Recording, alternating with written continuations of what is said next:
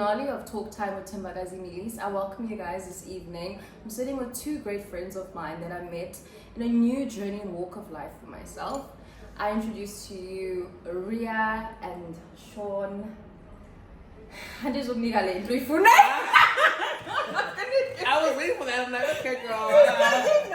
I was waiting for that. I introduced to you guys Sean and Ria. They are influencers in the world of fashion and business and entrepreneurship and just style and lifestyle. And this is the segment that is different for my podcast because we focus so much on social development and entrepreneurship and careers and upliftment. This is uplifting, it's fun, it's a new side, and I hope you guys enjoy it.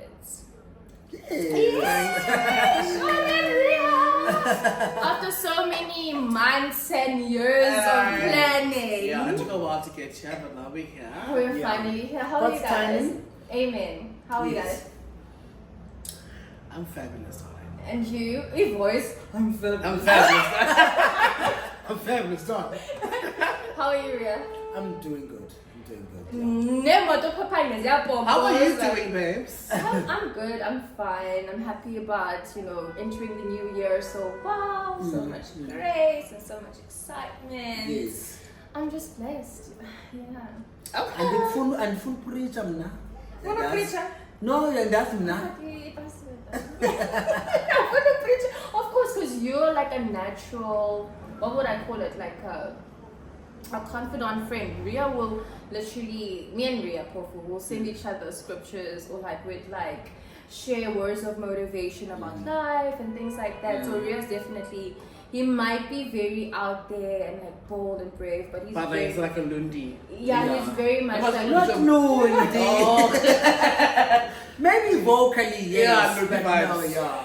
But yes, so Ria is definitely a wholesome soul. Sean, on the other hand, yeah, Sean.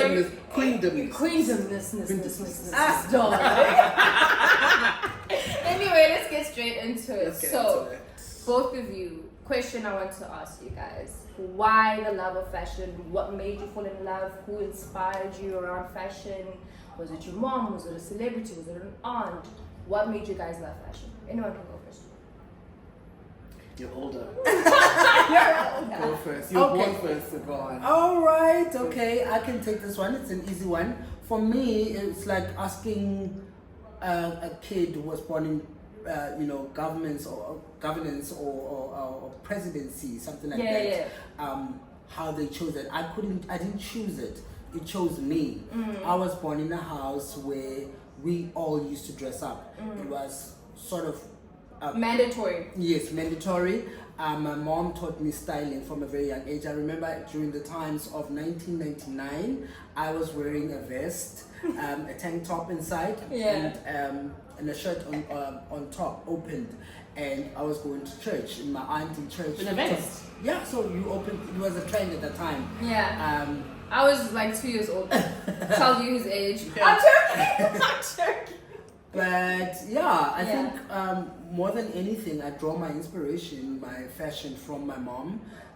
She always looked like you. Even when we go to the mall, she was wearing those Ttwtm pants with pinstriped and pants with a crease. I've never seen my mom in a t-shirt. I've never seen my mom in a casual way. So she always cultured me or that looking good is feeling good. Yeah, looking good is feeling good. And I think for some reason she always wanted to train us into becoming kings, queens, and not just anyone you can just, she always believed that the way you dress is the way you're going to be addressed. So that's where I take it from, Oh, lovely. For me, very similar to his story, as we grew up, fashion was just part of us in our household. I was the one child that had the real gold bracelet. I was the one child that had the loafers, the dungarees, So the fashion world was like literally birthed from home, and it just exploded as I grew older. I mean, now I'm in luxury. Now it's becoming a bit more of a high level. And I mean, who doesn't want to be a fashionista nowadays? Fashion is who you are without saying a word out loud. Would you say fashion and how you, like Ria said, would you say how you are dressed is how you are dressed? I agree, 100%. The way you look it speaks volumes for who you are.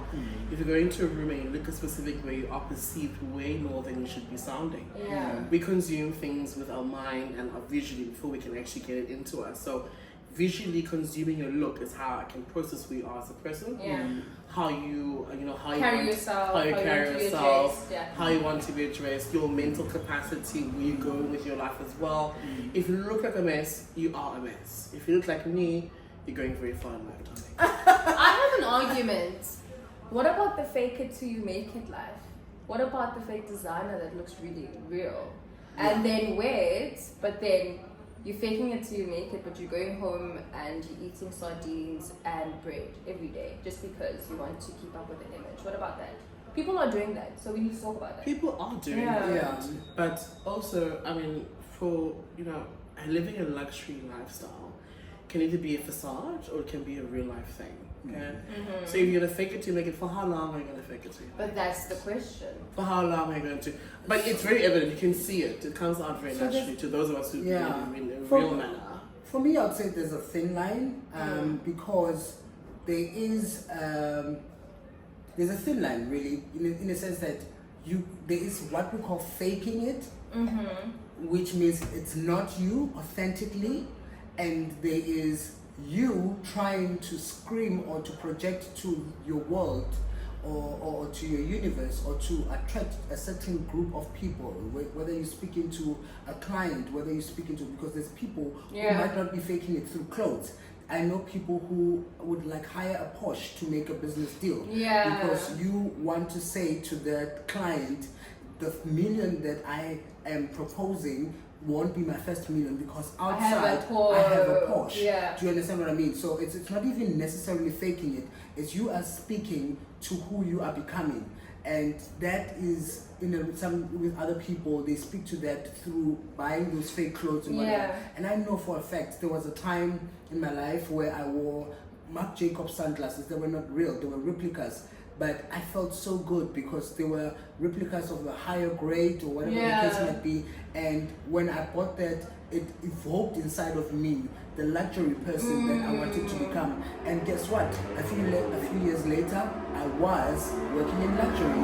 That's how you communicate. And I'm very scientific about how I speak in terms of spirituality and attracting things into your life.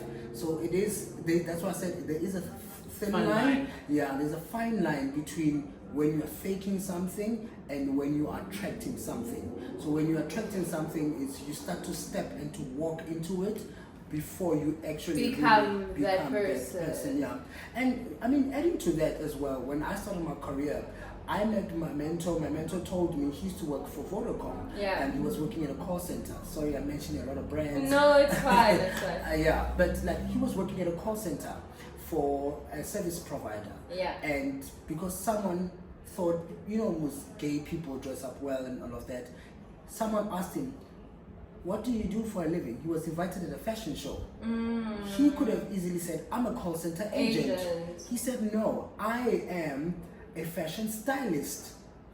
He got his first big gig from that because he was looking the part. He only needed to speak the part, and then he became an editor of a magazine that was called Black Magazine. He was the first editor of Black Magazine because he moved according to where he wanted to go. Vibration. Yes. Where he wanted to go, and after that.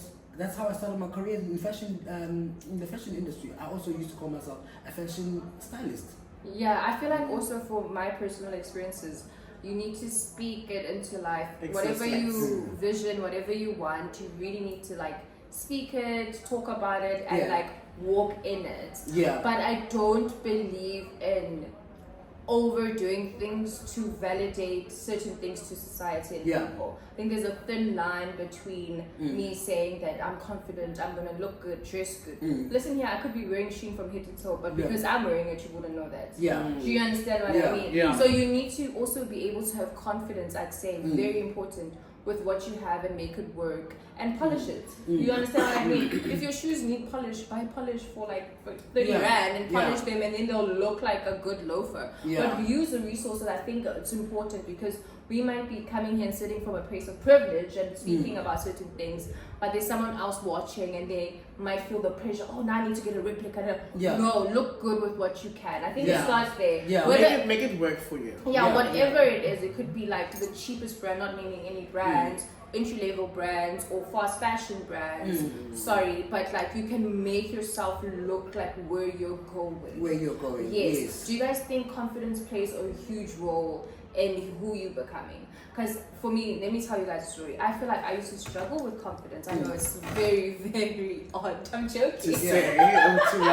I'm joking, guys. I'm the shyest person in Kabeni. Like in but yes, so I feel like confidence is something that you really need to like master. Yes, it's not something that just comes like overnight. Do you guys think confidence is key to actually taking those leaps of faith in your career? Media, entertainment, fashion is very cool, it's brutal. You think confidence is what makes you stay, or the consistency of the brand? Can I take that one? Yeah, sure. I mean, I had to jump in with this one because my whole life is built on that confidence. I mean, I sit on tables with people who have got degrees. I've been invited in graduation parties where it's all doctors sitting on the table. And I remember so I was dating a doctor and he invited me to dating a doctor? Yeah. Okay. Ladies, can we projectile voice a bit? Okay. Thank you. So for me, it's that confidence. So when I started my career, which I will tell you later. So you were speaking about the doctor. I think I knew your chain of thoughts. Okay.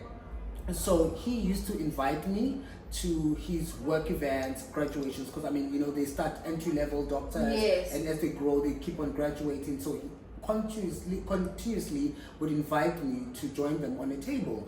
And I asked him one day, why am I always sitting on a table with doctors? A lot of other people. He says, there's one thing I know about you, that you can sit on a table and your counsel will sound just as, like a doctor.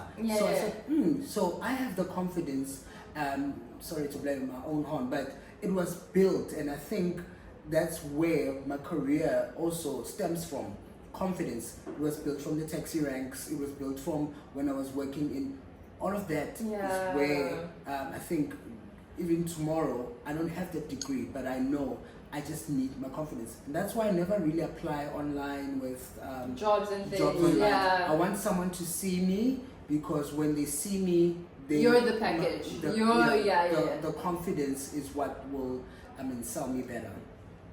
I feel like a lot of times and a lot of people don't get opportunities because you don't have the confidence. I think I wouldn't say missed, but if I was more confident, I think I could have done more things. I mean, confidence can either make or break you. Because definitely. Confidence can either be an asset or it can be a liability. You could either be overly confident and completely break what you want to get, or you can be calculatively confident and make whatever you're trying to get make sense for everyone in and around you. Because your confidence is not just about you, it's about people around you and how they perceive you. Exactly. So it could either work for you or it can't. So understanding confidence and understanding what it can do for you is the most important. And I think it's important for people to understand that there's a huge difference between confidence and cockiness. Arrogance. And they can very simply they can very be confused. It can be a very slim thing that can just change the whole thing around. But just to define it, when you have confidence, and confidence should protect the next person. Confidence should be a place where someone can run into. And you're sure of yourself. So you uplift the people around you. So when people back in the days used to choose a king or whatever, they chose the king according to the confidence of the king or a chief. According to the confidence of this man to be able to lead us into a place where there's milk and honey. So when you bring confidence into a business space, into workspaces when you propose yourself to a company, you want them to know that they're going to be protected, or that you are going to render a service that no one else can bring into the table. So that is what confidence is. Arrogance is it's all about yourself absorbed. Absorbed, yeah. Yes, sorry. Sorry. But it's self-absorbed. Yeah. Observed. Sorry to cut you off like that, but I wanted to speak about something completely different from what we've been talking about. So I just wanted to know, I know you guys are obviously male. And what do you guys feel about the queer community using pronouns like she, her? Do you think it's something, because I've seen Bretman Rock speak about this, I've seen I forget his name now, sorry, but I've seen them speak about this, and then is it James something, I forgot his name, but they always speak about it, and they don't understand why people are so pressed about the pronouns. I just think there's no need for us to have any pronouns. Because once it's a pronoun, you as a person then have to commit to what the pronoun should be. Why can't you be who you want to be, and that's okay? People become very confined, people become very depressed, people become very anxious socially, they become anxious in the community base, because then they need to then follow the rules and steps and the rituals of what a specific pronoun should be. Why can't you just be yourself? You know what I mean? It goes back to maybe off topic, it goes back to like the sexuality terms, like the gender terms, like he, she, gay, bisexual, whatever. Just be who you want to be. It's breaking communities, it's breaking people, we're building unnecessary classes of unorganized groups that make no sense, because now we're all fixated on absolute rubbish. Do you guys think it's okay for people, and this is also just going off topic, to create cartoons where they say it's okay for a boy to wear a pink dress at like the age of 5? Or do you think it's a bit conflicting to kids to even understand who they are at the age of 5?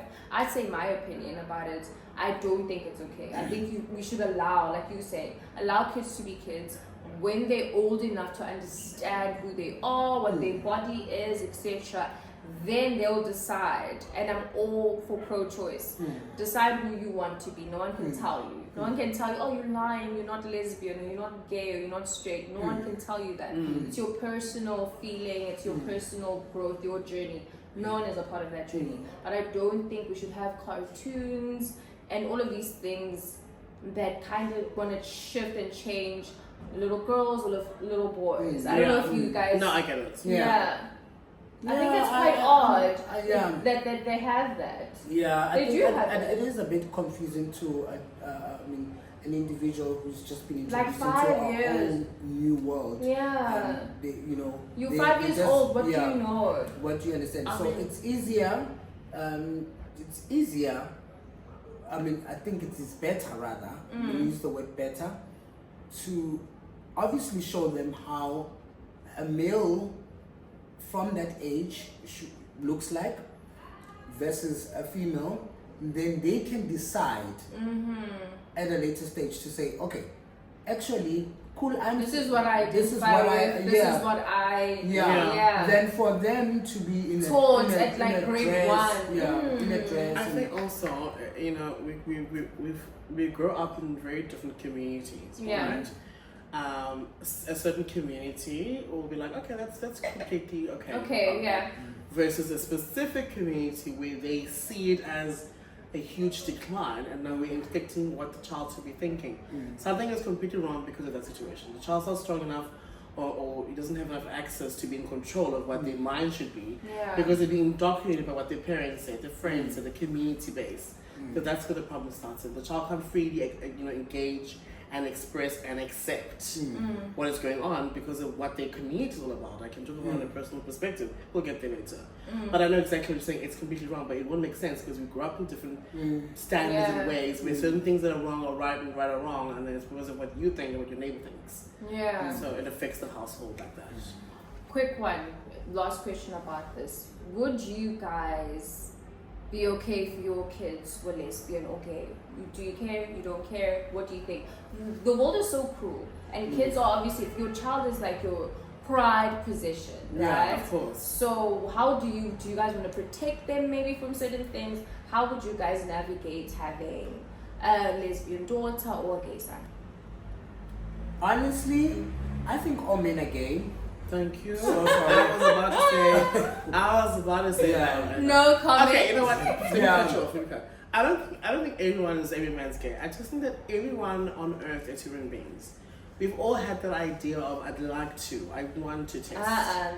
I'm Tommy, I'm so sorry, I think it's true. I thing is- don't look at girls like that. What? Like what? Because you've never explored that world. You've never opened that door. Exactly. If I you mean, do open that Before door, let me cut you But off I one time. wouldn't. No, let me explain to you, Chomi. That's exactly why I'm saying this. Because people think that if I see a girl in that way, I'm automatically lesbian. That's why I'm saying it should not be any terms. Just do your own thing. This is what I'm saying. And that's how a lot of people are going through, exactly how you just, like, you were able I'm to... going through anything, by the way. I just don't like women like So that. what I'm saying is the way you project yourself Yeah. is how a lot of people are going to project themselves, but it's what's killing people. Not saying it's killing you. Yeah. I'm saying people are comfortable with being free and enjoying it. And if it's not your thing, great. But I think a lot of people thought about it. I mean, Yeah. a lot. I hear what you say. Trust By me, a trust lot, me, I Ria. mean, Trust me, all. Ria. On my side, I'll say all. Mine all as well. Yeah, I'm so sorry. All. All men. I can All confirm men, that. all women. There's no men There's that that time I where ever met you that's like, oh no. girl, and for some reason, I know. Guys, Uh-uh. this is off topic. I actually once was talking to a guy, and basically I saw him on Grindr. But we'll be back after the break.